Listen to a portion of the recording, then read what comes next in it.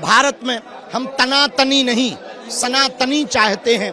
भारत में हम गजवाए हिंद नहीं भगवाए हिंद चाहते हैं। गीता एकमात्र ऐसा ग्रंथ है जिसके माध्यम से पूरे विश्व में सामाजिक समरसता, एकता और एकत्व का भाव जागृत किया जा सकता है।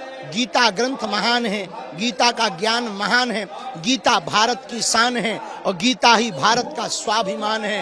जिस घर में गीता जी हैं वह घर भी देवालय से कम नहीं है, जिसके जीवन में गीता। इसलिए पढ़ो गीता, जियो गीता और जीवन को बहुत प्रसन्नतामय रखो।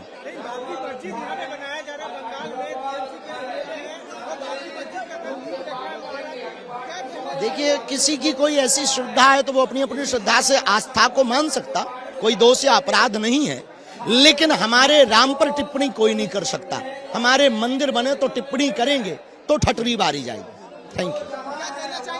একটা পলিটিক্যাল লোক, আমাকে তো দল করতেই হবে, যেহেতু তৃণমূল শুধু বাবরি মসজিদ করার জন্য আমাকে সাসপেন্ড করে দিয়েছে, আপনারা সবাই জানেন।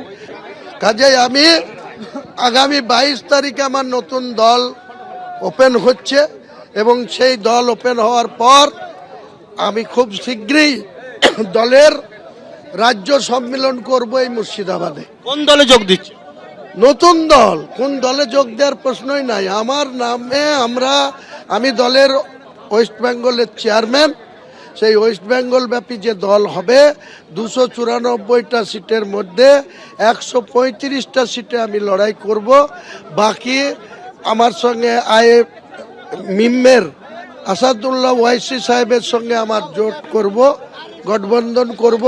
আমি তার সঙ্গে কথা বলেছি, তিনি আমার সঙ্গে হায়দ্রাবাদে আমাকে আহ্বান করেছে। আমি সময় পেলেই হায়দ্রাবাদে যাব, 1 to 1 ওর সাথে বসবো এবং ওনাকেও আমি আমার দল গঠন হয়ে যাওয়ার পর আমার যে কর্মী সম্মেলন হবে, আমার যে রাজ্য সম্মেলন হবে এই মুর্শিদাবাদে, সেদিন ওয়াইসি সাহেবকে ইনভাইট করব গঠবন্ধন দলের। অর্থাৎ ওয়েসি সাহেবের সঙ্গে আপনি বলছেন কালকে রাতে কথা হয়েছে?